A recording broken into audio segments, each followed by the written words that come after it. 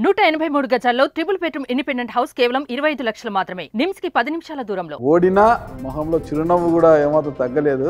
రాజకీయాల్లో గెలుపు ఓటములు సహజం. ఒక చిన్న మాట నా అచ్చెన్నాయుడు గారు గెలిచిన తర్వాత, ఒక పూజకు పనికిరాని పువ్వు పైన నేను గెలిచినాను. ఎంత తీసి పడేశారు కదా మిమ్మల్ని. అసలు ఒక పూజకు పనికిరాని పువ్వు. ఆ పార్టీలో చాలా మంది 60,000, 70,000, 90,000. నీదెందుకు 30,000?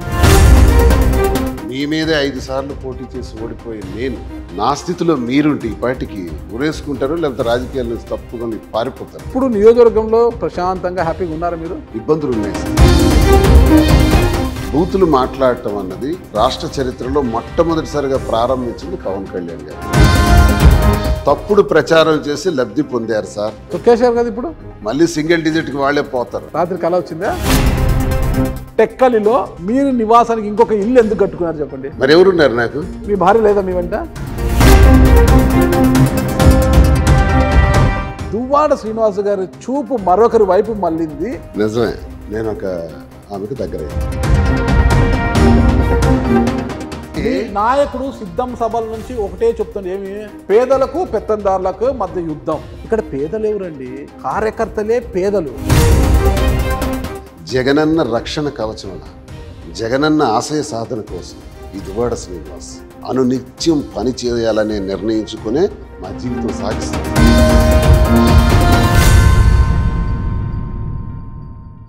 Welcome to Suman TV. నేను మీ నాగరాజ్ బైర్శెట్టిని.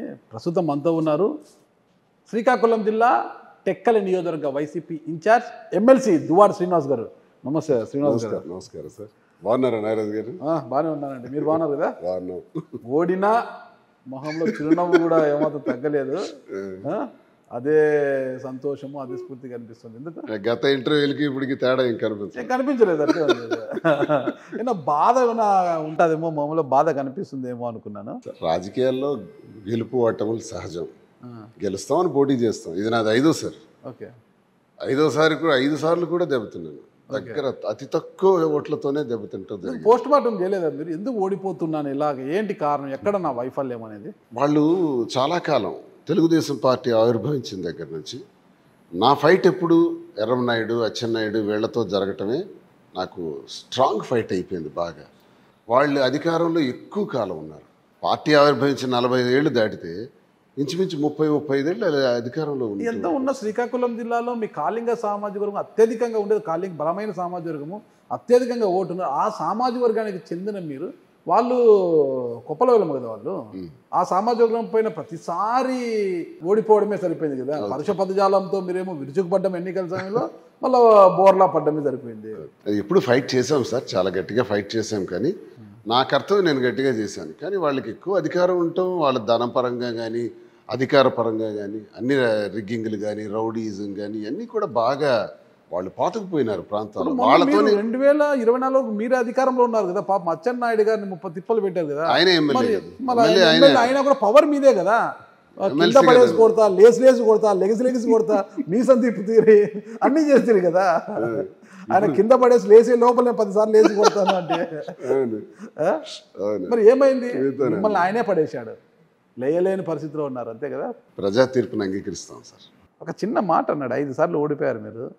ఒక చిన్న మాట అన్నారు అచ్చెన్నాయుడు గారు గెలిచిన తర్వాత, నేను గెలిచాను, చాలా సంతోషం ఉంది, కానీ పెద్దగా సంతోషం లేదు గెలిచిన దానికోసం. ఎందుకంటే ఒక పూజకు పనికిరాని పువ్వు పైన నేను గెలిచినాను, అది పెద్దగా కిక్కు లేదు నాకు అన్నారంటే ఎంత తీసి పడేశారు కదా మిమ్మల్ని. అసలు ఒక పూజకు పనికిరాని పువ్వు పై నేను గెలవడం అంత కిక్కు లేదు నాకంటే అసలు ఏంటి అసలు రాజకీయం? ఆయన ఆ మాటే మాట్లాడితే దానికి నా సమాధానం ఏంటంటే, అందరూ కూడా మీ తెలుగుదేశం పార్టీలో చాలా మంది ఓట్లు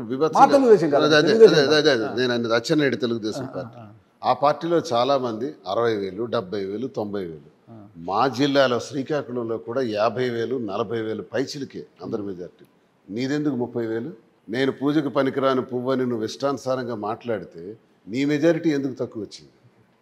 నా మీద ఎందుకు నువ్వు 40,000, 70,000 మెజార్టీతో గెలుస్తానని ప్రగల్భాలు పలికేవే? ఏది ఎందుకు అంత మెజార్టీ నీకు రాలేదు? ఫస్ట్ నీ మెజారిటీ ఎందుకు నువ్వు అనుకున్నంత స్థాయి రాలేదో చెప్పు. తర్వాత నేను పూజకు పనికిరాని పువ్వును ఇంకేదో తేల్చుదాం. నా స్థితిలో మీ మీదే 5 సార్లు పోటీ చేసి ఓడిపోయి నేను, నా స్థితిలో మీరుంటే ఈ పార్టీకి హ్యాంగ్ చేసుకుంటారు. ఉరేసుకుంటారు, లేకపోతే రాజకీయాల నుంచి తప్పుకొని పారిపోతారు. ఇంకా ఉన్నాను.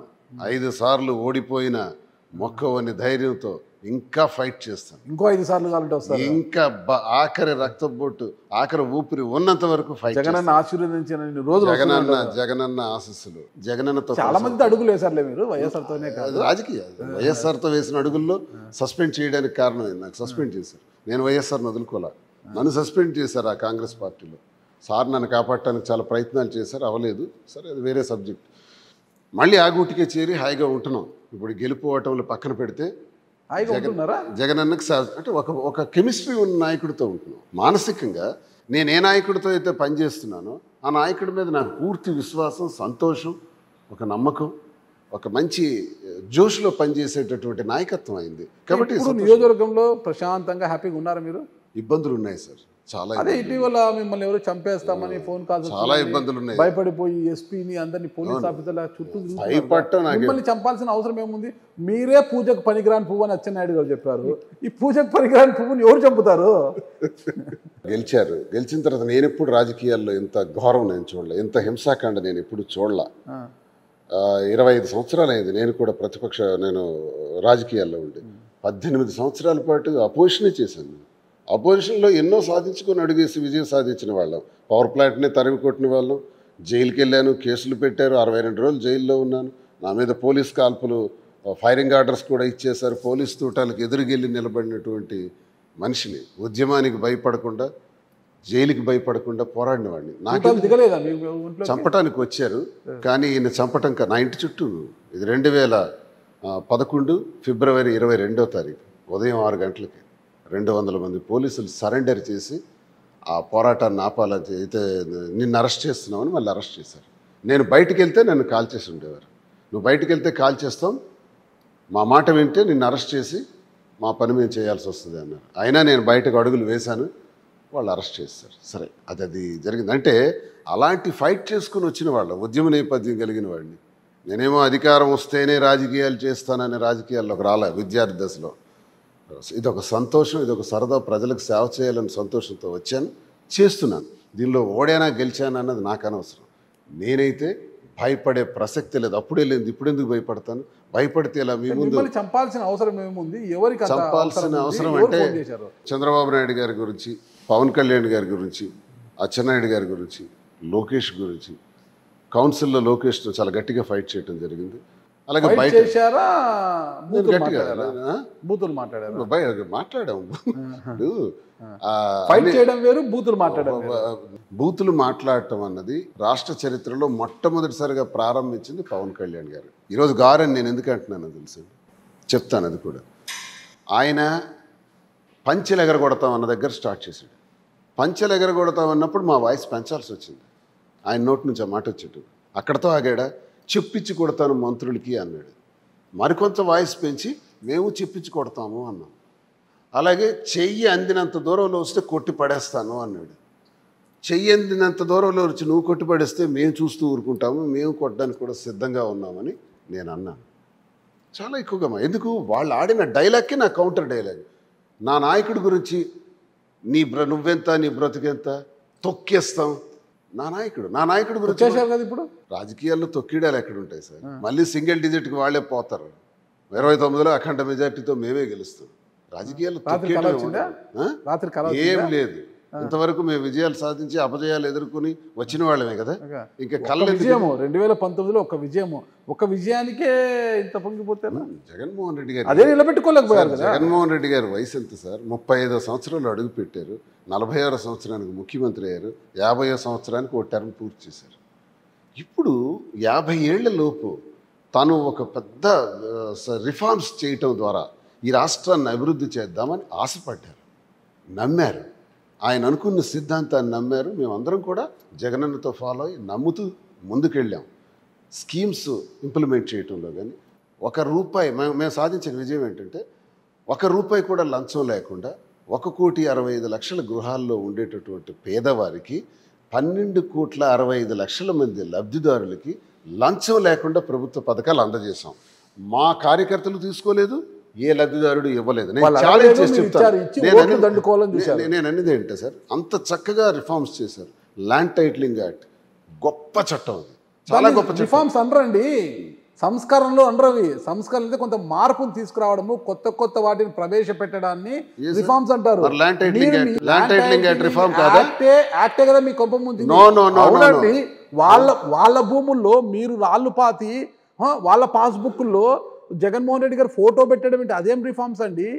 అసలుకి కొలతలు వేస్తున్నారు, ఆ కొలతలు ఎందుకు వేస్తున్నారు ఎవరికి తెలియదు. వాళ్ళ భూములు రాళ్ళు ఎందుకు బాతున్నారు ఎవరికి తెలియదు. సరైన అవగాహన లేదు వాళ్ళకి. వాళ్ళ పాస్బుక్లో జగన్మోహన్ రెడ్డి గారి ఫోటో, ఆస్తి వాళ్ళదైతే జగన్మోహన్ రెడ్డి గారి ఫోటో ఎందుకు పెడుతున్నారు, ఏం కోసం పెడుతున్నారు తెలియదు. ఇది రిఫార్మ్స్ అంటారా? ఎవరు ఏమనుకున్నా ల్యాండ్ టైటిలింగ్ యాక్ట్కి నేను మద్దతు ఇస్తాను, మనస్ఫూర్తిగా సపోర్ట్ చేస్తాను. ఎందుకు ప్రజలే దాన్ని అర్థం చేసుకోలేకపోయారు, ప్రతిపక్షం దాన్ని తప్పుడు సమాచారం ఇచ్చింది. సార్, ల్యాండ్ టైటిలింగ్ యాక్ట్ పెట్టింది కేంద్ర ప్రభుత్వం, నీతి ఆయోగ్. నీతి ఆయోగ్ ద్వారా ఇతర రాష్ట్రాల్లో కూడా అమలు చేసుకోండి అన్ని రాష్ట్రాలు పెట్టారు. మన రాష్ట్రంలో కూడా నీతి ఆయోగ్ పెట్టినటువంటి ఈ చట్టాన్ని 2019లోనే అసెంబ్లీలో ప్రవేశపెడితే దానిపైన చర్చ జరిగేటప్పుడు పయ్యావుల కేశవ్ బ్రహ్మాండంగా ఇది గొప్ప చట్టం అని కీర్తించినటువంటి వ్యక్తి, నేడు శాసనసభ వ్యవహారాల చూస్తున్నటువంటి వ్యక్తే చాలా బాగా స్వాగతించారు టీడీపీ వాళ్ళు కూడా రోజు. తర్వాత ఆ చట్టాన్ని మీ దగ్గర పెట్టుకుని దాన్ని ఫ్రేమ్ చెప్తాను సార్, దాన్ని ఫ్రేమ్ చేసి కేంద్రానికి పంపించడం జరిగింది. కేంద్రంలో కూడా సర్వే, ల్యాండ్ అండ్ సర్వే విభాగాలు అన్నీ కూడా పరిశీలించి రాష్ట్రపతి అప్రూవల్కి పంపితే తర్వాత వచ్చి 2022లో ఆ చట్టాన్ని రాష్ట్రంలో అమలు చేయడానికి ప్రారంభించాం. ఈ చట్టం తాలూకు అర్థం ఏంటంటే, మీకు భూమి ఉంది, మీకు 1 ఎకరా భూమి ఉండేటప్పుడు ఆ భూమి బ్రిటిష్ వారి కాలం నుంచి కూడా హద్దులు లేక మీరు ఇబ్బంది పడుతున్నారు అమ్ముకోలేక. జగనన్న ఏం చేశారంటే ఆ భూమికి హద్దులు వేసి రాళ్లు పాతి జియో కోఆర్డినేట్స్ చేసి జియో పొజిషనింగ్ ద్వారా దానికి ఒక బుక్లో ప్రింట్ చేసి ఆ పుస్తకంలో శాశ్వతంగా 1000 సంవత్సరాలైనా సరే రాయిని నాలాంటి వాడు ఎవరైనా తరలిస్తే లేదు రాయి ఇక్కడే ఉంటుందని చెప్పి జియో కోఆర్డినేట్స్ కూడా ఇచ్చి ఆ భూమిని మీ పేరున శాశ్వతంగా హక్కు కల్పించి భూ సంరక్షణ హక్కు ద్వారా ఒక్క నిమిషం హక్కు కల్పించి ప్రపంచంలో 90 దేశాల్లో అమలైనటువంటి ఇది ఈ ల్యాండ్ యాక్ట్ అనేది 90 దేశాల్లో నడుస్తుంది, అమలైపోయి ఆల్రెడీ ల్యాండ్ డిస్ప్యూట్స్ లేకుండా బ్రహ్మాండంగా ఉన్నాయి ప్రపంచంలో 90 దేశాలు. అలాగే ఆంధ్రప్రదేశ్లో కూడా అమలు చేసి దీనికి ఇంకొక గొప్ప విషయం కూడా జగన్మోహన్ రెడ్డి గారు పెట్టారు, ఇన్సూరెన్స్ కూడా పెట్టారు. ఫర్ ఎగ్జాంపుల్, మీకు సర్వే చేసిన భూమిని నాకు అమ్మాలనుకుంటున్నారు, నేను కొనాలనుకునేటప్పుడు ఈ భూమి నీది కాదు అని నేను డిస్ప్యూట్ చేస్తాను. మీరు కోర్టుకి వెళ్తారు, కోర్టులో ఈ భూమి నీది కాదని తేల్చారు అనుకోండి, ఏదైతే జగనన్న సర్వే చేసి ఇచ్చారో ల్యాండ్ టైటిలింగ్ యాక్ట్ ద్వారా ఆ ల్యాండ్కి ప్రభుత్వమే ధనాన్ని చెల్లిస్తుంది, నాటి ధరని. దీన్ని ఇన్సూరెన్స్ కూడా చేయటం జరిగింది. ఇది ప్రపంచంలో 90 దేశాల్లో తప్ప భారతదేశంలో ఎక్కడా లేదు. గొప్ప పథకం, పథకము మీకు ఓట్ల బ్యాంక్ వచ్చింది. ఓకే, మిమ్మల్ని బెదిరించింది ఎవరంటే ఓకే, ఫోటో గురించి కూడా అడిగారు. ఆఫ్టర్ బిఫోర్ అన్నది ఉండదా? ఒక చట్టాన్ని చేసేటప్పుడు ఆ చట్టానికి ముందేంటి, ఆ చట్టానికి తర్వాత ఏంటి? జగన్మోహన్ రెడ్డి చేశారు. జగన్మోహన్ రెడ్డి గారు ముఖ్యమంత్రి గారు, అవునండి. చంద్రబాబు నాయుడు, పవన్ కళ్యాణ్, లోకేష్, సిగ్గుందా? రాజశేఖర రెడ్డి, అది చెప్తాను సార్, చంద్రబాబు గారు, అది చెప్తా సార్. సిగ్గుందా? జగన్మోహన్ రెడ్డి గారి ఫోటో ఉంటే మీకున్నటువంటి ఆ భూమి, మీ పేరునున్న భూమి జగన్మోహన్ రెడ్డి గారికి వచ్చేస్తుందా? ఫోటో ఎందుకు వేసుకోవాలండి? ప్రధానమంత్రి ఆవాస్ యోజన కింద 1,80,000 రూపాయలు కేంద్ర ప్రభుత్వం ఇస్తే పేదవాడు ఇల్లు కడుతున్నాడు. దాని మీద ప్రధానమంత్రి గారి తాలూకా ఒక షీట్ స్టోన్ వస్తుంది, ఫోటో వస్తుంది, ఆయన పేరు వస్తుంది. అంటే ఈ నిధులు ప్రధానమంత్రి ఖాతాకి వ్యక్తిగతంగా వెళ్ళిపోతున్నాయా? ఇల్లు నిర్మించేది ప్రభుత్వ నిధులతో నిర్మిస్తే పెట్టచ్చు. వీళ్ళ భూముల్ని కొలతలేసి రాళ్ళు పాతి వాళ్ళ పాస్బుక్స్లో, వాళ్ళ ఆస్తికి సంబంధించిన పాస్బుక్లో మీ ఫోటో పెట్టడమే తప్పు అనేది వాదన. సార్, ఫోటో అన్నది ప్రతి గవర్నమెంట్ అన్ని, ఇప్పుడు మీరు వెబ్సైట్లు ఏ ఓపెన్ చేసినా చంద్రబాబు నాయుడు ఫోటో ఉంటుంది, ఎందుకంటే is the chief minister. Sir, ఒక్కటి నేను చెప్పాను, దీన్ని తప్పుడు ప్రచారం చేసి లబ్ధి పొందారు సార్. 10 సంవత్సరాల తర్వాత అయినా 15 సంవత్సరాల తర్వాత అయినా ఈరోజు జగన్మోహన్ రెడ్డి గారు పెట్టిన ల్యాండ్ టైటిలింగ్ యాక్ట్ మళ్ళీ రూపకల్పన చేయకపోతే ఆ రోజుకు నేను బ్రతికుంటానో లేదో తెలియదు. మీకు ఈరోజు సవాల్ చేస్తున్నాను. చరిత్రలో మళ్ళీ ఈ యాక్ట్ పునరావృతం అయి తీరుతుంది. ఆ రోజు జగన్మోహన్ రెడ్డి గారు రిఫార్మ్ ఏంటో అర్థమవుతుంది. జగన్మోహన్ రెడ్డి గారు సచివాలయ వ్యవస్థను రిఫార్మ్స్ ద్వారా తీసుకొచ్చారు, వాలంటీర్ వ్యవస్థను రిఫార్మ్స్ ద్వారా తీసుకొచ్చారు, ప్రభుత్వ పథకాలు ప్రతి గడపకి అందేటట్టు చేశారు, రైతులకు భూమికి ఇన్సూరెన్స్ కట్టారు. ఇన్సూరెన్స్ కట్టి పంట నష్టం వస్తే వెంటనే రైతు అకౌంట్లో పడేటట్టు చేసి రైతు భరోసా ఇచ్చి విత్తనాలు అన్ని ఇచ్చి చేశారండి, అన్ని చేసినా ప్రజలు మిమ్మల్ని అర్థం చేసుకుని ఓడించారు. మిమ్మల్ని చంపాల్సిన అవసరం ఉంది. ఎవరు మీకు ఫోన్ చేస్తున్నారు? ఎలక్షన్ అయిన తర్వాత ఎప్పుడైతే ఓడిపోయినామో నాకు తెలిసి ఒక 2000 పైచీలకు ఫోన్ కాల్స్ వచ్చుంటాయి. ప్రతి నిమిషం ఫోన్ ఎత్తితే ఎక్కడ రావున్నా, నేను ఇప్పుడే చంపేస్తాం, నరికేస్తాం, నీ కారుతో నేను తగలబెట్టేస్తాం, ఎక్కడున్నావు నువ్వు?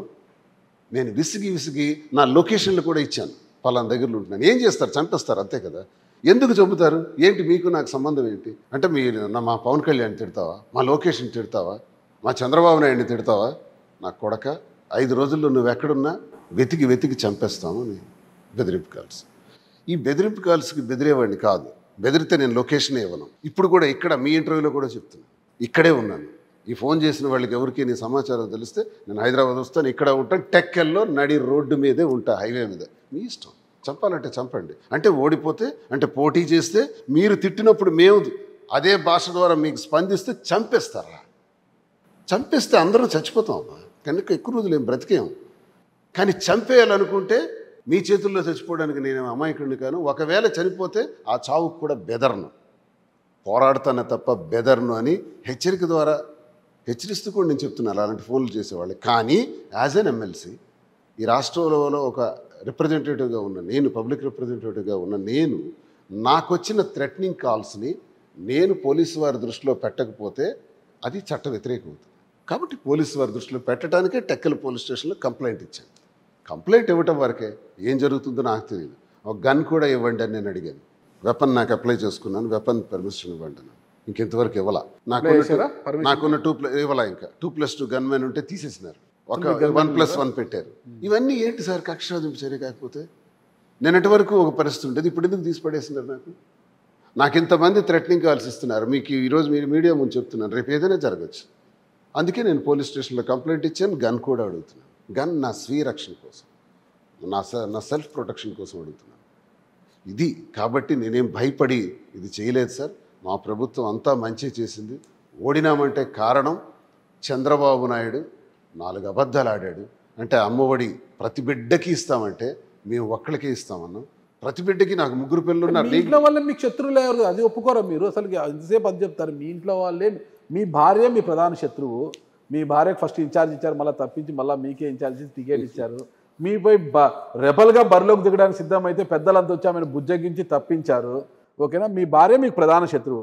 ఇక పలాసలో ఉన్న మీ సోదరులు ఇద్దరూ కూడా సీదిరి అప్పలరాజు గారి మీద పొద్దున్న లేచినప్పటి నుంచి బురద జల్లుతున్నా కూడా ఏ రోజు మీరు పట్టించుకోలేదు. ఇలా చివరి నిమిషంలో వాళ్ళు కూడా టీడీపీలోకి వెళ్ళిపోయారు. పోతూ వైసీపీ మీద ఇంత పెద్ద బండరా వేసిపోయారు వాళ్ళు. మీ తమ్ముళ్ళు మీ వెంట లేరు. మీరు కట్టుకున్న భార్య, మీలో సగమైన మీ భార్య మీకు మద్దతుగా లేదు. ఇంకా మీరు ఎలా గెలుస్తారని, ఇంకా ప్రజలు ఓట్లు ఎందుకు వేస్తారు మీకు? నాకు అర్థం కాదు. మా తమ్ముళ్ళు నేను ఎలా అయితే జగన్మోహన్ రెడ్డి గారిని నమ్ముతానో, ఇష్టపడతానో, వాళ్ళు అలాగే ఇష్టపడతారు. కానీ వాళ్ళకి అక్కడ స్థానిక మాజీ మంత్రి అప్పలరాజు గారికి పెద్ద డిస్ప్యూట్స్ ఉన్నాయి.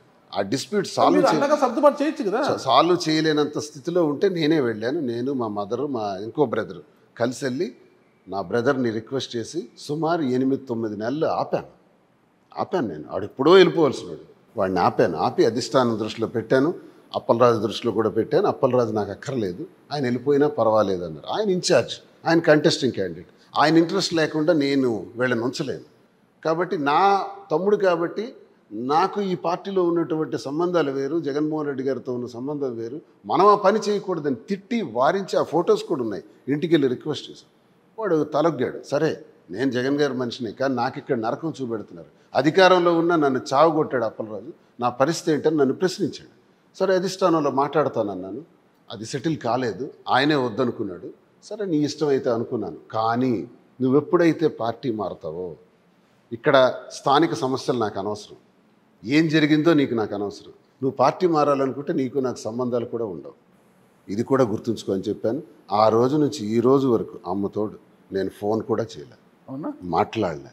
తమ్ముళ్ళ పరిస్థితి ఇది. మీ ఆవిడ మీపై ఎందుకు కత్తి కట్టారు? ఆవిడ మీకు రెబల్గా, ఎవరైనా భర్తకు టికెట్ వస్తే ఊరు వాడ తిరిగి అందరు ఇంటింటికి వెళ్ళి పసుపు కుంకుమ ఇచ్చి కుంకం పెట్టి మా భర్తను గెలిపించాడని అడగాల్సింది పోయి ఆమె రెబల్గా మీపై బరిలోకి దిగుతామన్నారు కదా. మనిషికి ముందు ఆకలి వేస్తుంది, ఆకలి తీరిన తర్వాత మంచి సౌకర్యం కలిగినటువంటి రూమ్ ఉంటే బాగున్నా అనిపిస్తుంది. బిల్డింగ్ అయిన తర్వాత అధికారం ఉంటే బాగున్నా అని అనిపిస్తుంది. కలియుగం. నేను ఎమ్మెల్యేగా పోటీ చేస్తూ, నేను వైస్ చైర్మన్గా చేసి, నేను ఎమ్మెల్సీగా చేస్తున్న దాన్ని సాధారణంగా మీరన్నట్టే సగటు జీవితాల్లో భారతదేశంలో మన సాంప్రదాయాల ప్రకారం నా భర్త అయితే ఏంటి, నేనైతే ఏంటి అన్నది ఉంటుంది. నేను ఒక 25 సంవత్సరాలుగా కష్టపడి నేను రాజకీయాల్లో ఒక గ్రౌండ్ ఏర్పాటు చేసుకున్నాను. పర్సనల్గా ఒక ఇమేజ్ క్రియేట్ చేసుకున్నాను. అది దాని ద్వారా నేను అవ్వాలనుకున్న టైంలో తనకి అవ్వాలనిపించింది, నేను అవ్వాలనుకున్నారు.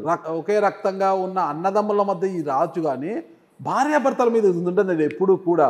ఒకే ఇంట్లో మరి 2 నియోజకవర్గాల్లో భార్యాభర్తలు ఇద్దరికి పోటీ చేస్తారు. కానీ నా భర్త పోటీ చేసి నా భర్తను కాదు నాకు ఇవ్వాలా, భర్త పోటీ చేస్తే రెబల్గా పోటీ చేస్తాననే ఒక చరిత్ర మాత్రము టెక్కల్లోనే చూశాను. ఇదొక కథ. నేను మహాభారతం చదివాను, రామాయణం చదివాను. వ్యాస మహర్షి లాంటి వారు శ్రామికుడి దగ్గర నుంచి రారాజు వరకు అన్ని క్యారెక్టర్ని మహాభారతంలో రాశారు. ప్రతి ఒక్క వ్యక్తికి అది అవసరమైన కథ అది. కానీ ఈ కథ రాయలేదా అని నాకు అనిపిస్తుంటుంది ఒకసారి. అంతటి మహానుభావుడు ఈ కథ ఎక్కడ రాలేదే. నిజమే మీరు అన్నది, మీరు అన్నది. ఇష్టం లేకపోతే డివోర్స్ అయిపోతారు, ఇష్టం లేకపోతే ఇంకా వేరేగా జీవించే వాళ్ళు ఉంటారు. టికెట్ నాకు కావాలి, నేనే పోటీ చేయాలనుకునే తను, ఆ విషయంలో మేమిద్దరం డిస్ప్యూట్ అవ్వటం, ఆ డిస్ప్యూట్ తారస్థాయికి చేరి అధిష్టానం వరకు రావటం, ఆమెకి టికెట్ నేనే అనౌన్స్ చేసేయటం. సార్ కూడా చెప్పాను, ఇద్దన్నా ఇచ్చేద్దాం అన్న టికెట్, ఇంకెందుకులే అన్నాను. నేను జగన్ అన్నకు చెప్పాను, అన్నేమో వద్దు నువ్వే చెయ్యి అని అన్నా సరే నా అన్నకి నేను నచ్చ చెప్పాను. అన్న నేను ఇలా ఉంటానులేండి అన్న, పార్టీ పని చేస్తాను, ఆమెకి ఇచ్చేద్దామని నేనే ప్రకటించాను. నాకు స్వార్థం ఉంటే నేను ప్రకటించను కదా, స్ట్రైట్గా అడుగుతున్నా ఒక పని ప్రకటించాను. తను పోటీ చేస్తాను, తిరుగుతున్నారు. ఎందుకో మళ్ళీ అది ఆ రిపోర్ట్స్లో రాలేదు సరిగ్గా అన్నది.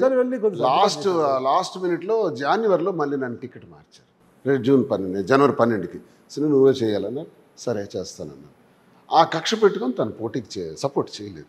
సపోర్ట్ చేయకపోవడం మరి ఇది జరిగింది. మీరు టెక్కలిలో మీరు నివాసానికి ఇంకొక ఇల్లు ఎందుకు కట్టుకున్నారు చెప్పండి? కట్టుకున్నాను, వేరేగా ఉంటున్నాను.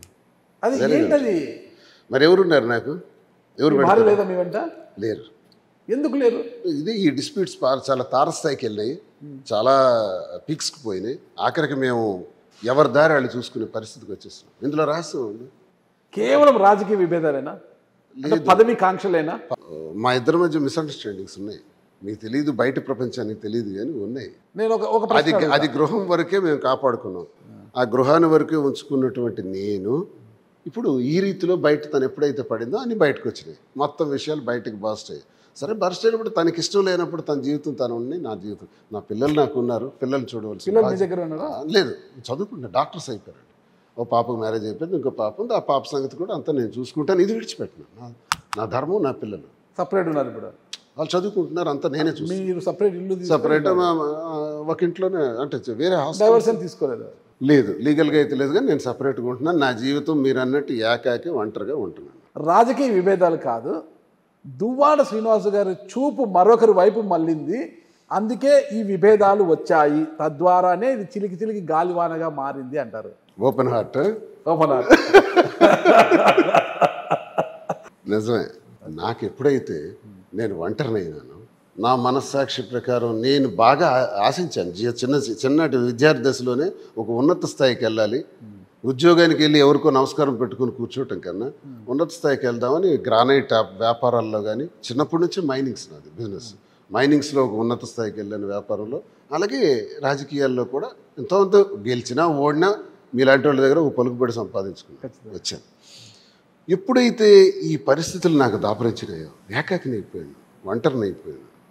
భోజనంకి సమయానికి భోజనం పెట్టేవాళ్ళు లేరు, టిఫిన్ చేసేవాళ్ళేవాళ్ళు లేరు, నిద్రపోయినావా లేదనేవారు. నీ పరిస్థితి ఏంటి, నీ ఆరోగ్య పరిస్థితులు ఏంటని అడిగేవాళ్ళు లేరు. ఈ పరిస్థితుల్లో నేను ఆమెకు దగ్గరయ్యాను. మీరు దగ్గర అయ్యాకే మీ వాడు మీకు దూరం అయ్యారు అన్న విమర్శలకు సమాధానం? నేనేమి సత్యవంతుణ్ణి, నా జీవితంలో నేను ఎప్పుడు ఏ తప్పు చేయలేదని చెప్పే క్యారెక్టర్ నాది కాదు. స్పష్టంగా చెప్తున్నాను. నేను ఎప్పుడైనా నా 25 సంవత్సరాల వివాహ జీవితంలో అప్పుడప్పుడు చిన్న సంఘటనలు బయట తిరగటాలన్నది, అంటే నేను ఓపెన్గా కొన్ని చెప్పకూడదు, అది మా ఇంట్లో తెలిసిన విషయమే. నా భర్త సత్యవంతుడు అనుకునే పరిస్థితి ఏం కాదు. నేను కూడా ఏదో శ్రీరామచంద్రమూర్తిని అనుకునే క్యారెక్టర్ కూడా నాది కాదు. నేను కూడా నేను బయట సమాజంలో అందరూ చెప్పుకోలేరు, చెప్పుకోరు, నేను చెబుతున్నా ఓపెన్గా చెప్తున్నా. భయం ఏముంది? అదే మీకు గట్స్ ఒప్పుకుంటున్నాను నేను. భయమే ఉంది. మీకు లేదంటే వేరే వాళ్ళు వద్దు నాగరాజు గారు అంటారు, కానీ మీరు ఓపెన్ హార్ట్ కానీ అంటున్నారు. నేను చేశాను. నాకు ఆఖరి జీవితంలో ఇప్పుడు నాకున్న పరిస్థితుల్లో నాకు ఒక తోడు ఉండాలని నాకు అనిపించింది, ఎవరు లేని పరిస్థితులు. నాకు రిలేషన్ ఉంది, ఆ రిలేషన్ డీటెయిల్స్ తర్వాత మీకు చెప్తా. ఉందా లేదని అడిగారు. ఆ తర్వాత ఇది మాకు ఇది కారణం కాదు, ఇదే కారణం అయితే ఇలాంటి కారణాలు చాలా పెట్టచ్చు నా పైన ఈ 25 ఏళ్లలో. అమ్మో చాలా ఉన్నాయి అని కాదు కాదు చాలా ఉన్నాయని కాదు సార్. నన్ను ఆ రకంగా ముద్రేసి తోసేయాలనుకుంటే జీవితంలో ఏదో ఒక రోజు నేను తప్పు చేయలేదు అని నేను అనట్లా. ఇప్పుడు ఆమె మీరు అడిగారు అర్థం చేసుకోకుండా మిమ్మల్ని దూరం పెట్టారు. ఇది కేవలం రాజకీయ సార్. ప్రేమ అంటూ ఉంటే భర్త రిక్షా వాడైనా ప్రపంచ స్థాయి వాడైనా అంటే ఎక్కడ అంబానీ అంత కుటుంబం చెందిన వాడైనా ప్రేమ ఉండేటప్పుడు తప్పు చేస్తే ఆ భర్తని సరిదిద్దుకోవడం, భార్య తప్పు చేస్తే భార్యని గుండెల్లో దాచుకోవడం మగాడి లక్షణం. భర్త తప్పు చేస్తే సరేలే నా భర్త అని కంట్రోల్ చేసుకోవటం భార్య లక్షణం. ఈ రెండు ఎప్పుడైతే తప్పుతాయో ఇదే జీవితం. మరి ఈ మచ్చ మీ రాజకీయ జీవితంలో ఒక ఇబ్బందికరం కాదు? ఇబ్బంది అవ్వచ్చు కొంత శాతం. ఇది మీ లక్ష్యమే వేరే, నేను పై స్థాయిలో ఉండాలి, ఎదగాలి, చట్టసభల్లోకి పోవాలి అని అన్నారు కదా. మరి ఈ దీని వల్ల మీకు అది ప్రతిబంధకం అయితే ఏంటి ఇబ్బంది? ఉంటుంది సార్, నష్టం ఉంటుంది. ఉండదని నేను అన్న కొంత శాతం దీన్ని అంగీకరించవచ్చు. నా పరిస్థితి తెలిసిన వాళ్ళందరూ కూడా శ్రీని చేసిన దానిలో తప్పే ఉంది, మాకు అందరికీ ఆ విషయం తెలిసిందే అంటారు టెక్కల్లో.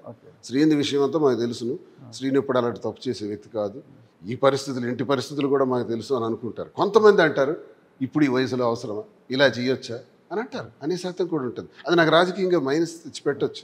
కానీ ఏం చేయమంటారు చెప్పండి? ముందు వ్యక్తిగతం, తర్వాతే వ్యవస్థ, సమాజం. వ్యక్తిగతాన్ని ఫస్ట్ ఆలోచించుకున్న తర్వాత సంఘ జీవితంలోకి మనం సంఘపరంగా ఉంటాం కాబట్టి ఎలా ఉండాలి, కట్టుబాట్లు ఎలా ఉండాలి, జాగ్రత్తలు ఎలా ఉండాలని అనుకుంటాం మనం. ఒకసారి దారి తప్పే నా జీవితంలో ఇది మీకు చెప్తున్నాను కదా, ఇది ఎక్కడా లేదంటే ఎక్కడా లేదు, నాకే జరిగింది. అదే విచిత్రం. దువ్వాడ శ్రీనివాస్ అంటే అదే. మరి ఇదొక విచిత్రమైన కథ, ఒక సినిమా తీయొచ్చు. ఈ కథ మీ జీవితంలో చూద్దాం, కథ ఎక్కడికి పోతుందో తెలియకపోతే. టెక్కల్ నియోజకవర్గం శ్రీకాకుళం జిల్లాలో తీసుకుంటే మీరు అంటున్న కేడి బ్రదర్స్ అంటారు, కింజరపు బ్రదర్స్, ఇక్కడ ధర్మాన బ్రదర్స్ ఇద్దరు కూడా. ఇక రాజకీయంగా తీసుకుంటే ఇప్పుడు కింజరపు బ్రదర్స్ అచ్చెన్నాయుడు గారు ఒక స్థాయిలో మంత్రిగా ఉన్నారు, 4 సార్లు ఎమ్మెల్యే గెలిచారు, ఆయన మంత్రిగా ఉన్నారు. వాళ్ళ అన్న కుమారుడు రామ్మోహన్ నాయుడు కేంద్ర మంత్రి అయిపోయారు. వాళ్ళ ఉంది. వైసీపీ విషయానికి వచ్చేలాకే ధర్మాన బ్రదర్స్ వచ్చేసి 2029 ఎలక్షన్స్కి వాళ్ళ నాకు తెలిసి 70 ఏళ్ళ, ఒకరికి 70, ఒకరికి 70 దాటే అవకాశాలు కనిపిస్తున్నాయి. ఈ పరిస్థితుల్లో వాళ్ళు రాజకీయంగా ఆ జిల్లాను పార్టీని లీడ్ చేయగలరా, అంటే ఆ పార్టీకి పెద్ద దిక్కుగా ఉండగలరా లేదా అన్నది కూడా ఒక ప్రశ్నార్థకం ఉంది. ఇకపోతే అదే సమాజ వర్గానికి చెందిన మాజీ స్పీకరు తమ్మినేని సీతారాం గారు, ఆయన 70 ఏళ్ళ పైబడి వయసు వచ్చేస్తుంది, ఆయనకి ఇప్పటికే 70 దగ్గర వచ్చాయి, 70 ఏళ్ళ పైబడి వస్తుంది. సరే వీళ్ళందరూ కూడా అప్పటి వరకు ఉంటారా, అంటే వీళ్ళ వారసులు వస్తారా ఆ ఎన్నికలకు అనుకున్న తనలో పెద్ద దిక్కుగా ఎవరూ కనిపించడం లేదు. వీళ్ళు కనుమరుగైన మరుక్షణంలో ఆ జిల్లా బాధ్యతలు ఒక పెద్ద దిక్కుగా ఉండే అవకాశం దువ్వాడ శ్రీనివాస్ గారు తీసుకుంటారా? సార్ ఇది చాలా పెద్ద ప్రశ్న మీరు అడిగారు. ఎందుకంటే ధర్మాన ప్రసాద్ గారు, కృష్ణదాస్ గారు, తమ్మినేని సీతారాం గారు మాకు సీనియర్ లీడర్స్. వీళ్ళు చాలా డైనమిక్ లీడర్స్, దేశ చరిత్రలో పేరు ప్రఖ్యాతులు ఉన్నటువంటి వాళ్ళు, వీళ్ళు అంత అనుభవం ఉన్నటువంటి వాళ్ళు. వీళ్ళు మా పార్టీలో ఉండి పార్టీని బలోపేతానికి ఎక్కువగా కృషి చేసినటువంటి వ్యక్తులు, ఉన్నత పదవులను కూడా చేసినటువంటి వ్యక్తులు. వాళ్ళ వయసు ఏమైపోయింది సార్, 70 వయసు అయిపోవటం ఏంటి? ముఖ్యమంత్రిగా చేస్తున్న చంద్రబాబు నాయుడు వయసు 70 కాలేదా? ఇంకా అలాగే 70 కూడా అవలా, 2029 నాటికి అని చెప్తున్నాను నేను. 2029 నాటికి ఏం పర్వాలేదు, ఆరోగ్యంగా ఉంటారు, వాళ్ళ కిందే మేము పనిచేస్తాం, వాళ్ళ కిందే పనిచేస్తాం. పార్టీ బాధ్యతలు బరువులు మోయాల్సి వస్తే వాళ్ళ ఆలోచనలతో, వాళ్ళ ఆదేశాలతో, వాళ్ళ రూపకల్పనలతో, వాళ్ళ జగనన్న ఇచ్చినటువంటి ఆదేశాల మేరకు అన్ని బరువులు మోస్తాం. కార్యకర్త దగ్గర నుంచి జిల్లా వరకు ఎక్కడి వాయిస్ అవసరమైతే అక్కడ వాయిస్ ఇస్తాం, మాట్లాడతాం, నిలబడతాం. ఎక్కడైనా ప్రజా సమస్య వస్తే అడ్డంగా వెళ్ళి నిలబడి పోరాడతాం. కలెక్టర్ దగ్గరికి వెళ్ళాలో, ప్రజలకు ఏదైనా సమస్యలు వచ్చి వెళ్ళి నిలబడతాం, ధర్నా చేస్తాం, ర్యాలీ చేస్తాం, కొడితే కాస్తాం, జైలుకి పంపిస్తే జైలుకి వెళ్తాం. కొన్ని రోజులు జైలుకి వెళ్ళడానికి నేను సిద్ధపడిపోయినప్పుడే, ఎందుకంటే నన్ను జైల్లో కూడా పెడతారేమో అనుమానంగా ఉంది. ఏదో ఒక రోజు 3 గంటలకు లేపేస్తారు ఇంటి నుంచి. లేస్తారా? లేపేస్తారు. మీరు చేసి నువ్వు నేర్పిన విద్య నీరు సాక్షి అని అచ్చెన్నాయుడు గారిని పాపం కదండి, బెడ్రూమ్లో ఉన్న వ్యక్తిని అంత భారీ కాయాన్ని మరీ లాక్కొని వెళ్ళి జైలు. అవునండి, మీరే కదా ఉన్నది జిల్లాలో, మీ ప్రభుత్వము, మీరు అంత కచ్చగట్టి అచ్చెన్నాయుడు గారిని అనవసరంగా ఈఎస్ఐ కుంభకోణంలో విమర్శలు అది ఇది అనేసి, అదే ఎవరైతే ఈఎస్ఐ కుంభకోణం గురించి మాట్లాడారో అదే జయరాం గారిని మీరు పార్టీలోకి వాళ్ళు పార్టీలోకి పోయారు, అక్కడ ఉన్నారు ఇప్పుడు అనుకోండి. కానీ ఆ రోజు మీరు చేసింది ఏంది? అచ్చెన్నాయుడు గారు ఎంత ఘోరం కదా, గోడలు దుంకి మరీ బెడ్రూమ్లో ఉన్న వ్యక్తిని తన పర్సనల్ లైఫ్ను కూడా డిస్టర్బ్ చేశారు కదా. మిమ్మల్ని 3 గంటలకు లేపితే తప్పవుతుందా సార్? నా మీద 18 కేసులు, 7 మర్డర్ కేసులు, 307 బాంబులు వేశారు, అన్ని ఉన్నాయి కాబట్టి మీలో ఒక విలన్ కనిపిస్తుంటాడు. 18 కేసులు తక్కువ, గడ్డం ఒక విలన్ కనిపిస్తాడు మీలో. బాంబులు వేసిన చరిత్ర కూడా ఉంది. నన్ను 62 రోజులు జైల్లో పెట్టారు కదా. అప్పుడు నేనేమయ్యానన్నది ఆలోచించలేదా? నా చిన్న కూతురు పుట్టినరోజు ఈరోజు, నాన్న వస్తాడు కేక్ కట్ చేయడానికి అని ఎదురు చూస్తుంటే నాకు జైల్లో పెట్టారంత నాకు తెలియదు. ఎంత మానసిక క్షోభ అనుభవించుంటాం. దీనికి కారకుడు అచ్చెన్నాయుడు కదా, ఎర్రన్నాయుడు కదా. మేము అనుభవించలేదా? నేను గెలవలేదు కాబట్టి నా చరిత్ర మీకు బయటికి రాలేదు, వాళ్ళు గెలిచారు కాబట్టి మీరు ప్రశ్నిస్తున్నారు. మేము పోటీ చేశాను అనే కక్షతో నా వ్యాపారాల మీద దాడులు చేసి వ్యాపారాలు ఆపేసి ఇప్పుడు ఆపేస్తున్నారు. క్వారీ 4వ తారీఖు సాయంత్రం నా మైనింగ్ ఆపరేషన్స్ బంద్. 2019లో నా మైనింగ్, 14లో నా మైనింగ్ ఆపరేషన్స్ బంద్. మీతో పాటు మీ చుట్టూ ఉన్న మీ క్యాడర్ యొక్క వ్యాపార సామ్రాజ్యాన్ని స్తంభింపజేశారు. ఇప్పుడు వాళ్ళకి ఏం భరోసా ఇస్తారు? మీ నాయకుడు ఏం భరోసా ఇస్తారు? నాకు అర్థం కాలేదు. దీని మీద కోర్టులకు వెళ్తాం సార్, కోర్టులకు వెళ్తాం, కోర్టును ఆశ్రయిస్తాం, విడిచిపెట్టేది లేదు. అంటే నేను చెప్పేది ఏంటంటే సార్, హింస వాళ్లే ప్రారంభించారు, జైల్లో పెట్టించింది వాళ్లే. నన్ను తప్పుడు కేసులు బనాయించి ఫైరింగ్ ఆర్డర్స్ వరకు మా ఇంటి చుట్టూ, మా ఇంటి మీదకి పోలీసులను పంపించింది వాళ్లే. నేనేం చేయలే. నేను అధికారంలోకి వచ్చిన తర్వాత కూడా నేనేం చేయలే. ఈఎస్ఐ కేసులో ఆయన దొరికిపోయి ఆయన అరెస్ట్ అయినాడు, దానికి సంబంధం లేదు. తర్వాత ఒక ఇన్సిడెంట్లో నామినేషన్ వేయడానికి సర్పంచ్ ఎన్నికల్లో భయపడుతుంటే ఓ కుర్రాడు, ఆ కుర్రాడికి సపోర్ట్గా నేను వెళ్ళాను. అన్న నేను నామినేషన్ వేస్తాను, నా పంచాయతీకి వచ్చేయాలంటే అది నా కాన్స్టిట్యున్సీ, నేను నామినేషన్ వేయించలేకపోతే నేను ఎలా పోటీ చేస్తాను? వెళ్ళాను. వెళితే అతన్ని కొట్టారు, నన్ను చంపడానికి ప్రయత్నించారు. ఆ వీడియో విజువల్స్ మీరు చూసుంటారు. కారు తోసేయటం, నా మీదకి దాడి చేయడానికి. ఆ విషయంలో ఆయన అరెస్ట్ అయినాడు. ఇప్పుడు కూడా ఏదో అంటున్నాడు ఇండైరెక్ట్గా డైలాగ్స్. మొన్న ఏవో టెక్కల్లో సమావేశం అయితే చెప్తున్నారు, దానికి అన్నీ కూడా చట్టం పని చట్టం చేసుకుని పోద్ది అని. సో మేము కూడా సిద్ధంగా ఉన్నాం. మేము కూడా ఈ ప్రభుత్వానికి తెలియజేసేది ఏంటంటే, జగనన్న రక్షణ కవచంలా, జగనన్న ఆశయ సాధన కోసం ఈ దువ్వాడ శ్రీనివాస్ అనునిత్యం పని చేయాలనే నిర్ణయించుకునే మా జీవితం సాగిస్తున్నాం. నా వ్యక్తిగత సమస్యలు 1,00,000 ఉండొచ్చు, నా ఆర్థిక సమస్యలు 1,00,000 ఉండొచ్చు, రాజకీయ కారణాల్లో ప్లస్లు ఉండొచ్చు, మైనస్లు ఉండొచ్చు, కుటుంబ పరంగా ప్లస్ ఉండొచ్చు, మైనస్ ఉండొచ్చు. ఇవన్నీ ఏదైనప్పటికీ జగనన్నే నాకు ఉన్న ఒకే ఒక్క తోడు ఈ భూమి మీద. అప్పుడు చెప్తున్నాను, ఇప్పుడు చెప్తున్నాను, జగనన్నే లేకపోతే ఈ దువ్వాడ శ్రీనివాస్ లేడు. చూసా నిన్న కూడా అసెంబ్లీలో నల్ల కండువాలు ధరించి సేవ్ డెమోక్రసీ, ఆయనకి రక్షణలో ఉంటామంటే అంతే. నేను ఉంటాను, అంతగా దానిలో నేను పోతాను. డెమోక్రసీ మీద, ప్రజాస్వామ్యం మీద అంత ఇది ఉందండి, గౌరవం ఉందా? సభకు వెళ్ళి ఈ రాష్ట్రంలో జరుగుతున్న హింసాకాండ మీద మాట్లాడడానికి వెళ్తే బడ్జెట్ ఏంటి, ఓటాన్ అకౌంట్ బడ్జెట్ ఏంటి, రాష్ట్ర చరిత్రలో మొట్టమొదటిసారి పెట్టినటువంటి బడ్జెట్ ఇది. ఎవడైనా ఓటాన్ అకౌంట్ 7 నెలలకు పెట్టుకుంటారు, 3 నెలలు అంటే పెట్టారంటే ఎలక్షన్ జరిగింది కాబట్టి పెట్టడం జరిగింది. ఇప్పుడు ఫుల్ బడ్జెట్ పెట్టాలి, కేంద్రం ఫుల్ బడ్జెట్ రానున్న 8 నెలలకు పెట్టింది. నువ్వు ఓటాన్ అకౌంట్ బడ్జెట్ ఎందుకు పెట్టావు సెప్టెంబర్ వరకు? అంటే ప్రభుత్వ పథకాలన్నిటికీ శ్వేతపత్రాలు విడుదల చేసేసి మేము అమలు చేయలేము అని చెప్పేసి, జగన్ అప్పులు చేశారని చెప్పి ఈరోజు ఫుల్ బడ్జెట్ పెడితే మిగతా స్కీములకి బడ్జెట్ ఎలకేట్ చేయాల్సి వస్తుంది. కాబట్టి ఓటాన్ అకౌంట్ బడ్జెట్ పెట్టుకొని కాలం వెళ్ళబుచ్చాలని చూస్తే, మేము హౌస్లోకి వెళ్ళి ఇది ప్రశ్నిస్తాలని చూస్తే, మేము ఇవి ప్లకార్డ్స్ పట్టుకొని వెళ్తే అవి చింపేసి మమ్మల్ని తోసేసి, మాజీ ముఖ్యమంత్రి వైఎస్ జగన్మోహన్ రెడ్డి గారికి కూడా సెక్యూరిటీ తగ్గించేసి ఆయన మీదకు కూడా రావాలని చూస్తే మేము ఊరుకుంటామా? మరి మేము అడగమా? మేము సేవ్ డెమోక్రసీ అని అనమా? డెమోక్రసీ మీద మీకు అంత ఉందా? ఎందుకు లేదు సార్? మనం ఇండియాలో అంత గౌరవమే ఉంటే మీ సహచర ఎమ్మెల్సీ అనంతబాబు ఒక వ్యక్తిని చంపి ఇంటికి పార్సల్ ఇచ్చాడనేది ఆరోపణలు ఉన్నాయి కదా, ఓకేనా? అతన్ని ఫస్ట్ ఎమ్మెల్సీగా బర్తరఫ్ చేసి పార్టీ నుంచి సస్పెండ్ చేయడమే కాదు, పార్టీ ఎమ్మెల్సీగా బర్తరఫ్ చేసి ఉంటే ఖచ్చితంగా మీకు ప్రజాస్వామ్యం మీద గౌరవం ఉంది అనుకోవచ్చు. అరే ఆయన కేకు తీసిపోయినట్టు ఇంట్లో పార్సల్ ఇచ్చేసి నాడని ఆరోపణలు ఉన్నాయి, ఆయన ఇచ్చాడని, మరి ఆయన చంపాడా లేదని మన చట్టం కోర్టులో ఉంది కేసు, మనకు తెలియదు. పార్సల్ ఇచ్చాడని తెలుస్తున్నా కూడా ఆరోపణలు ఎదుర్కొంటున్న ఆయనను అరే నువ్వు ఎందుకు ఇచ్చావు, ఇంటికి తీసుకెళ్ళి అసలు నువ్వు పార్టీకి పనికి రావు, నువ్వు పార్టీలో ఉండొద్దని బర్తరఫ్ చేసి ఉంటే ఒప్పుకోవచ్చు. ఆయన మళ్ళీ జైలుకు పోయాడు, జైలు నుంచి వచ్చిన వెంటనే సీఎంఓకి పులోమని వెహికల్ వేసుకొని రావడము, సీఎంఓలో కలెదిరడము, పెద్దల్ని కలవడము. అసలు దీనికి పోయి ఏం సంకేతాలు ఇచ్చారు అసలు మీరు అప్పట్లో? మీరు మళ్ళీ డెమోక్రసీ గురించి మాట్లాడతారా శ్రీనివాస్ గారు? ఇది అనంతబాబు దాని గురించే కాదు, ఎన్నో హత్యలు చేసేవాళ్ళు నరహంతకులు కూడా ఈరోజు బీజేపీలో ఉన్నారు, తెలుగుదేశంలో ఉన్నారు, కాంగ్రెస్ లో ఉన్నారు, అన్ని పార్టీల్లో కూడా హంతకులు ఉన్నారు సార్. ఒక శాతం 2% ఉన్నారు. అందరినీ విడిచిపెట్టేసి మమ్మల్ని అడిగితే చంపాడనే ఆరోపణలు ఉన్నాయి ఆయన మీద. పార్సల్ తీసిపోయిన చరిత్ర ఎవరికి లేదు. ఇంటికి పార్సల్ జొమాటోలోనో స్విగ్గీలోనో దేంట్లో ఆర్డర్ ఇచ్చి ఇంటికి సరే, ఆ కేసు కోర్టులో ఉంది. అనంతబాబుని సస్పెండ్ చేయడం జరిగింది పార్టీ నుంచి. నిజానికి ఆయన ఏ పార్టీ ఎమ్మెల్సీ? వెంటనే వైఎస్ఆర్సీపీకి ఉన్నాడు. ఆయన వచ్చాడు, నా కేసు రుజువయ్యే వరకు నేను నేరం చేయలేదు, కేసు కోర్టులో ఉంది కాబట్టి నన్ను రక్షించండి, కాపాడండి అని పార్టీని ప్రాధాయపడి ఉండొచ్చు. సరే, ఆన్ హ్యుమానిటేరియన్ గ్రౌండ్స్ మళ్ళీ ఆయనకి కన్సిడర్ చేసి ఉండొచ్చు. ఇది రాజకీయాల్లో అత్యంత సహజమైన విషయం. దీన్ని డెమోక్రసీ మేమేదో స్పాయిల్ చేసేసినట్టు. ఒక్క నిమిషం శ్రీనివాస్ గారు, ఈ విషయం గురించి నేను మాట్లాడతాను. దంతులూరు కృష్ణ గారు తెలుసా మీకు? పులివెందర విన్నాను.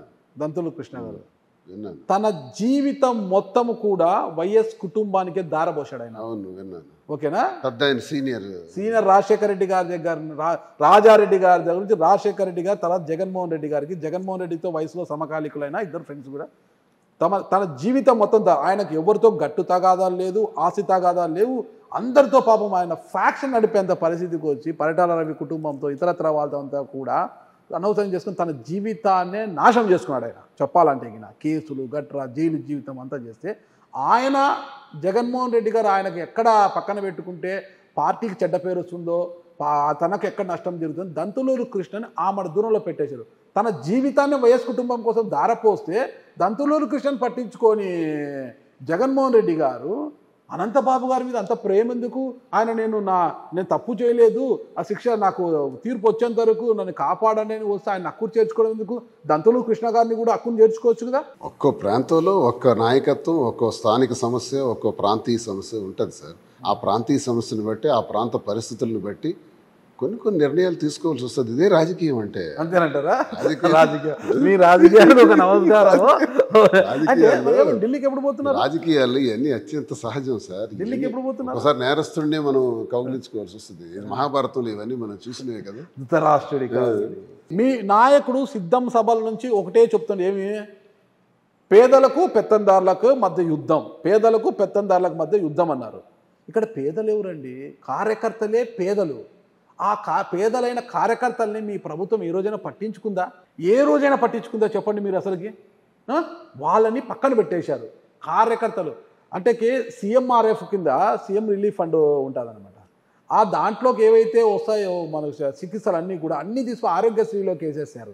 ఆరోగ్యశ్రీలోకి వేసేటప్పుడు అన్నీ కలిపేటప్పుడు కొంతమంది ఎమ్మెల్యేలు వెళ్ళి, సార్ అన్నీ కూడా ఆరోగ్యశ్రీలోకి కలిపితే మాకు సీఎంఆర్ఎఫ్లు అవి వస్తుంటాయి, కాస్త ఇబ్బందికరము, కొన్ని అట్లా కలపడం ఇబ్బందికరం. అంటే ఏంటి? మీ దగ్గర ఉండే కార్యకర్తలు దొంగ బిల్లులు, దొంగ లెటర్స్ పెట్టేస్తే మేము ఇక్కడ వాళ్ళకి శాంక్షన్ చేసేస్తే డబ్బులు తీసుకెళ్ళడానికా? కార్యకర్తలంతా ఇట్లా దొంగ బిల్లులు పెడతారు, నాకు తెలుసు, ఇవన్నీ కూడా నేను ఆరోగ్యశ్రీలో కలిపేస్తాను అని జగన్మోహన్ రెడ్డి అన్నారని మీ పార్టీ నాయకులే గతంలో ఆరోపించారు. అంటే 4 గోడల మధ్య కూర్చొని ఇలా అన్నారు అనేసి. అలాంటి పరిస్థితి కార్యకర్తలు. అంటే కార్యకర్తలకు మీరు ఏ రోజున ఏమని చేశారా? కనీసం ఒక ఇసుక రీచ్ చేసుకొని రానిచ్చారా? ఇసుక రీచులు లేవు, ఏమీ లేదు కార్యకర్తలకి. ఉన్న వాలంటీర్లకు ఇచ్చేశారు.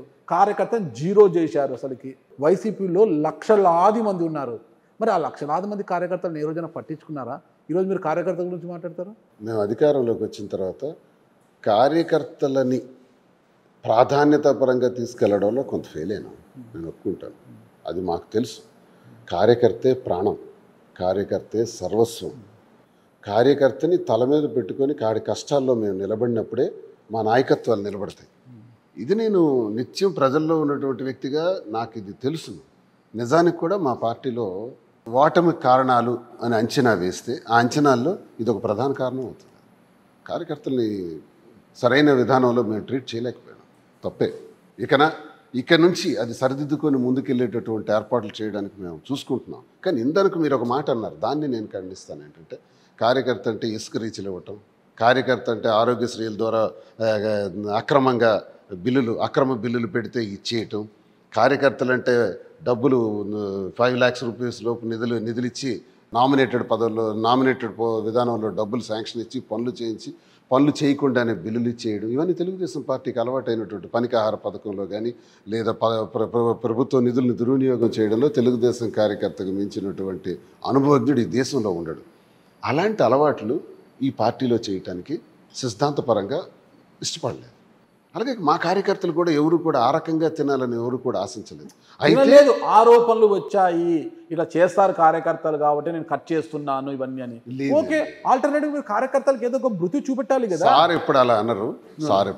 సార్ మాకు ఎప్పుడు చెప్తుంటారు, కార్యకర్తలు చూసుకోండి జాగ్రత్తగా, గ్రౌండ్ లెవెల్లో పనిచేసుకోండి, జాగ్రత్త చూసుకోండి అంటారే తప్ప కార్యకర్త సార్ మీకే పనులు లేవు, కార్యకర్తలకు మీరేం పనులు ఇస్తారు అనుకుంటే పెద్ద ఆయన అనుకొని కార్యకర్తల్ని పట్టించుకోండి. కార్యకర్తల కోసం ఒక వృత్తి ఏదో ఒకటి పెట్టిండాలి. మీకే ఫండింగ్ లేదు, మీకే వర్క్ లేవు, మైనస్. అదే మాకు మా ఓటమికి ఉన్న కారణాల్లో ఒక కారణం.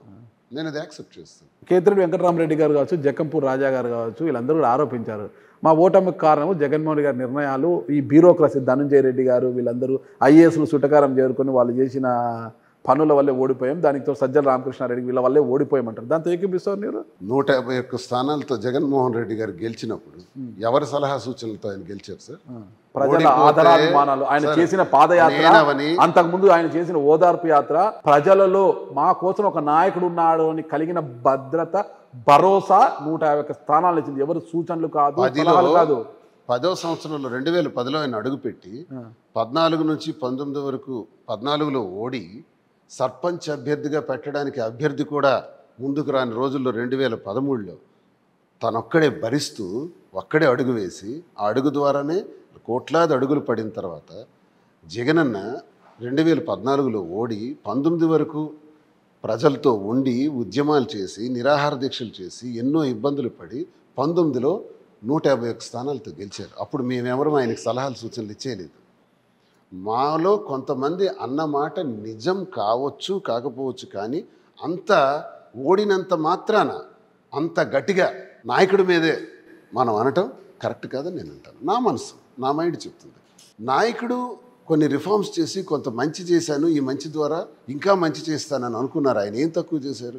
సంక్షేమాన్ని ఒకవైపు, అభివృద్ధిని ఒకవైపు, 4 సీపోర్ట్లు, 8 ఫిషింగ్ హార్బర్లు, అలాగే 17 మెడికల్ కాలేజీలు, చరిత్రలో ఎప్పుడూ కనీవిని. అసలు మా పరిపాలన, జగనన్న పాలన 3 సంవత్సరాలే. 2.5 ఏళ్ళు కరోనాతో పోయింది. 2.5 ఏళ్లే గట్టిగా ఆయన పరిపాలించారు. 2.5 ఏళ్లలో ఇన్ని చేశారు. మళ్ళీ గెలిచుంటే ఇవన్నీ చేసి ఉండేవాడిని అని అనుకున్నారు. అనుకునే దానిలో ఇవన్నీ జరిగాయి. అంత మాత్రాన జగన్మోహన్ రెడ్డి గారి మీద మేము మాట్లాడటం అనేది నాకు నచ్చని అవసరం. రాష్ట్రంలో జరుగుతున్నటువంటి హింస కానీ, ఈ హింసను ప్రేరేపిస్తున్నటువంటి కూటమి ప్రభుత్వం కానీ, ఈ ప్రభుత్వాన్ని ప్రశ్నించే పరిస్థితుల్లో మేము ప్రశ్నిస్తున్నా వాళ్ళు సమాధానం చెప్పకుండా తిరిగి మమ్మల్నే మళ్ళీ కేసులు పెట్టి ఇబ్బందులు పెట్టి హత్యా రాజకీయాలు నడి రోడ్డు మీద వెనుకొండలో అలా కత్తులతో నరికే విధానం ప్రేరేపించడం, దానికి ఈ రోజు వరకు హోంమంత్రి గారు వెళ్ళకపోవటం, స్థానిక మంత్రులు చాలా రోజుల వరకు కలవకపోవటం, ఇప్పటి వరకు సుమారు 8 మంది మహిళా బాలికలు అదృశ్యమైతే, ఒక బాలిక మచ్చుమారిలో అదృశ్యమైన తర్వాత ఈ రోజు వరకు కూడా దాని మీద పూర్వపరాలు తేల్చకపోవడం, కనీసం హోంమంత్రి గారు వెళ్ళకపోవటం. ఎన్నికలకు ముందు మాత్రం 32,000 మహిళలు అదృశ్యమయ్యారు వైఆర్ వాలంటీర్ల వల్ల అన్నారు. ఏరియా 32,000ని వెనక్కి తెచ్చిపెట్టండి. మీ కేంద్ర నిఘా బృందాలు చెప్పాయి కదా, చెప్పినప్పుడు 32,000 మంది అదృశ్యం అయిపోయారు అన్నారు కదా. ఎందుకు మీరు ఊరుకుంటున్నారు? అసలు పవన్ కళ్యాణ్ గారు మౌనముద్ర ఎందుకు పోషిస్తున్నారు? వారు ఎప్పుడు ప్రశ్నిస్తానంటే ఒక రకంగా నేను అనుకున్నాను, ఓకే ప్రశ్నించే తత్వం మంచిదే, కానీ ఇప్పుడు ఎందుకు నోరు మూగపోయింది? ఎందుకు మీరు ప్రశ్నించరు? మీరు చెప్పిన 32,000 మంది మహిళలు ఎక్కడా? నేను అడుగుతున్నా, హోమ్ మినిస్టర్ గారికి అడుగుతున్నా, వాళ్ళకి వెనక్కి తెచ్చే ఆలోచన మీరు చేయరా? తీసుకురారా? మా వల్ల జరిగింది అన్నారు, మీ వల్ల ఏం జరగబోతుంది? మీ టైంలో 8 మంది బాలికలు ఈరోజు అదృశ్యం అయితే, ఒక మచ్చుమారిలో గిరిజన బాలిక జరిగిన అదృశ్యం పైన ఏం సమాధానం చెప్తారు? ఈరోజు వరకు పరామర్శకే వెళ్ళలేదే.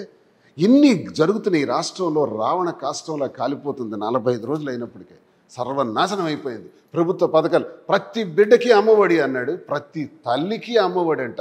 మాకు తెలియదు ఎంత కామెడీ. అదే తల్లికి వందనం పేరుతో నీకు 15,000, నీకు 15,000, నీకు 15,000, నీకు 15,000, మొత్తం మీకు 60,000 ఆయన చెప్పిన వీళ్ళు అధికారంలోకి వచ్చిన తర్వాత ఇప్పుడు ఏం చెప్తున్నారంటే పిల్లలకు కాదు తల్లులకి ఇస్తాం. ఏంటి సార్ ఈ జీవోలో ఈ బూతులు, ఈ దౌర్భాగ్యం ఏంటి? జీవోని ఇంగ్లీష్లో వక్రీకరించి అలా మదర్స్కి ఇస్తామని చెప్పారా? ఈరోజు ద్రోహం. రైతు భరోసా ఏది 20,000 అన్నారు, ప్రతి మహిళకు కూడా 18 సంవత్సరాలు దాటితే 1,500 రూపాయలు అన్నారు, నిరుద్యోగ భృతి ఇస్తామన్నారు 3,000 రూపాయలు. ఏది బడ్జెట్? ఆ బడ్జెట్లో పెట్టకుండా ఈరోజు ఓటాన్ అకౌంట్ బడ్జెట్ పెడుతున్నారు, ఫుల్ బడ్జెట్ కూడా పెట్టలేపారు. ఇది రాష్ట్రంలో అరాచకం కాదా? ఇది దౌర్భాగ్యం కాదా? దీన్ని మేము ప్రశ్నిస్తున్నాం.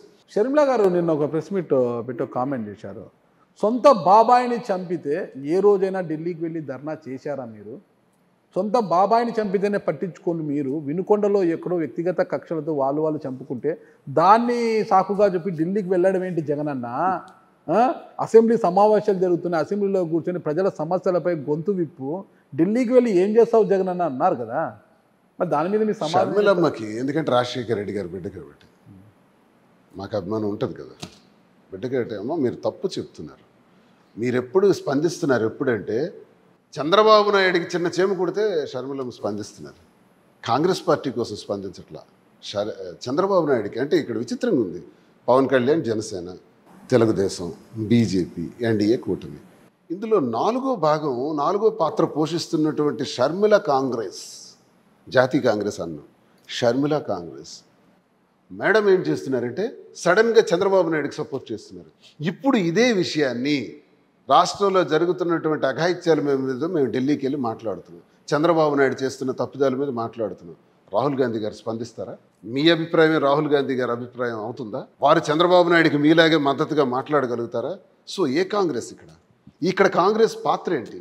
చంద్రబాబు నాయుడికి మద్దతుగా ఉండే పాత్రే తప్ప ఎంతసేపు చిన్నాయన్ని చంపినాడు. మరి ఇప్పుడు లోకేష్ కూడా చిన్నాయన ఉన్నారు. ఎక్కడున్నారు సార్? చూపించండి సార్, చూపించండి. చిన్నాయనలు అందరికీ ఉన్నారు. ఎందుకు చిన్నాయన గురించే మాట్లాడతారు ప్రతిసారి? ఇది అడిగితే కోపం. మొత్తం ఇలాంటివి మాట్లాడతాను కాబట్టి నన్ను చంపేస్తా ఉంటారు. దువ్వాడ శ్రీనివాస్ గారి దగ్గరికి చావు రావాలన్నా భయపడుతుంది లేండి, చావుకు కూడా భయమే. దువ్వాడ శ్రీనివాస్ గారి దగ్గర సరే చావు అందరికీ వస్తుంది సార్, అదే ఎప్పుడో ఒకసారి వస్తుంది. కానీ ఆ చావు మీ దగ్గర రావాలంటే దాని అడ్రస్ కనుక్కొని రావాలి, అంతే కదా. నేనేమన్నా రాయలసీమ అనేది ఉత్తరాంధ్ర. ఓకే. మరి 5 ఏళ్ళ పరిస్థితి ఏంటి అసలు? దువ్వాడ శ్రీనివాస్ గారి యొక్క లక్ష్యం ఏంటి? 5 ఏళ్ళు ప్రజలు ఒక తీర్పు ఇచ్చారు. ఈ తీర్పులో నా నమ్మకం ఏంటంటే చంద్రబాబు నాయుడు చెప్పిన అబద్ధాలను నమ్మారు. కూటమి చెప్పిన అబద్ధాలన్నీ ఒక్కొక్కటి కూడా శిశుపాలుడు చేసినటువంటి 100 తప్పుల్లాగా ప్రతి ఒక్కటి ప్రూవ్ అవుతుంది. మేము ఒక 6 నెలల తర్వాత రోడ్డు ఎక్కుదాం అనుకున్నాం. మాకు రెస్ట్ ఇస్తాడేమో చంద్రబాబు నాయుడు అనుకున్నాం, రెస్ట్ ఇవ్వాల, వెంటనే పని పట్టించాడు. అంటే ఈ అఘాయిత్యాలు, అక్రమాలు, హత్య రాజకీయాల వల్ల మేము రోడ్డు ఎక్కాల్సి వచ్చింది. ఇంకా ఇక్కడి నుంచి ప్రతి గ్రామ స్థాయిలో 5 ఏళ్ళు కూడా మీరే కార్యకర్తకైతే నిర్లక్ష్యం జరిగింది అని నేను అందరం బాధపడుతున్నాం. అదే కార్యకర్తకి సపోర్ట్గా ఉంటూ బలాన్ని ఇస్తూ ధైర్యాన్ని ఇస్తూ ఆయన్ని నిలబెట్టుకుంటూ తప్పకుండా 5 సంవత్సరాలు ప్రజల పక్షాన్ని ప్రజల గొంతై వాయిస్ ఆఫ్ వాయిస్లెస్ మా నాయకుడు ఇచ్చినటువంటి దీని ప్రకారం గట్టిగా ఫైట్ చేస్తాం. ఖచ్చితంగా నేను ఈరోజు చెప్తున్నాను, రానున్న 29 ఎన్నికల్లో జగనన్న అధికారంలోకి వస్తారు. మళ్ళీ ఈ కూటమి సింగిల్ డిజిట్కి పోతుంది. ఈ పూజకు పనికిరాని పువ్వు ఆ రోజు పూజకు పనికి వస్తుందా? ఓడినంత మాత్రాన పూజకు పనికిరాని పువ్వు అని 30,000 ఓట్లు మాత్రమే మెజారిటీ తెచ్చుకున్న అచ్చెన్నాయుడు మాట్లాడితే నువ్వెందుకు అందరిలాగా 70,000-80,000 తెచ్చుకోలేదని నీకు ఇందుకు నేను ప్రశ్నించాను.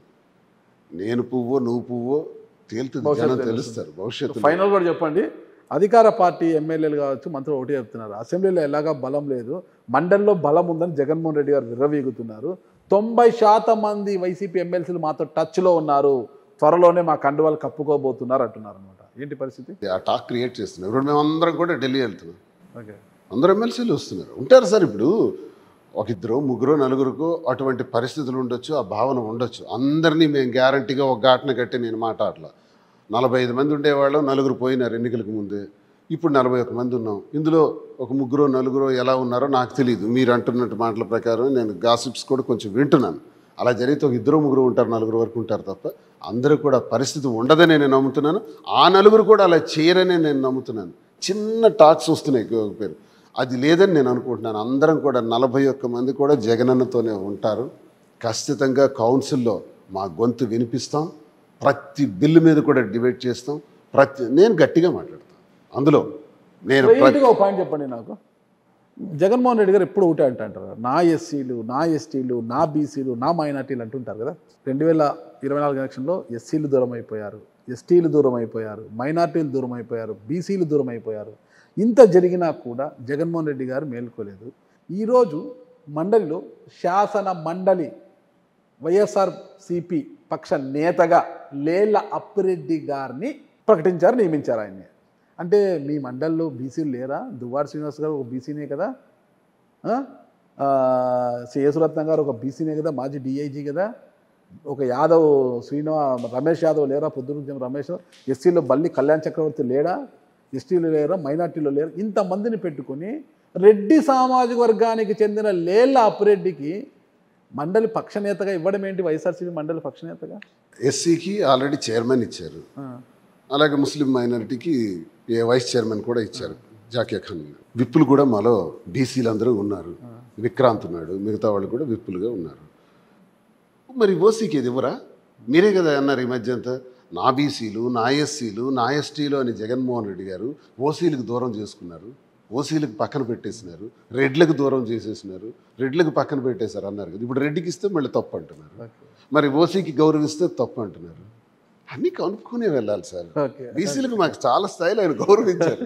బీసీలు, ఎస్సీలు, ఎస్టీలు చాలా హ్యాపీగా ఉన్నాం. మా బ్రతుకులు బాగున్నాయంటే ఒక బీసీ నాయకుడిగా చెప్తున్నాను, జగన్ అన్న వల్లే. భవిష్యత్తు కూడా మా బ్రతుకులు ఇంకా బాగుంటాయి ఆయన వల్లే. తండ్రి గారి వల్ల కొంత మేలు పొందాం, కొడుకు వల్ల ఇంకా మేలు పొందుతామని పూర్తి విశ్వాసం మా బీసీలు, ఎస్సీలు, ఎస్టీలకు. పాపం ఆయన నోటితో అనేవారు ఎప్పుడు, నా బీసీలు, నా ఎస్సీలు, నా ఎస్టీలు.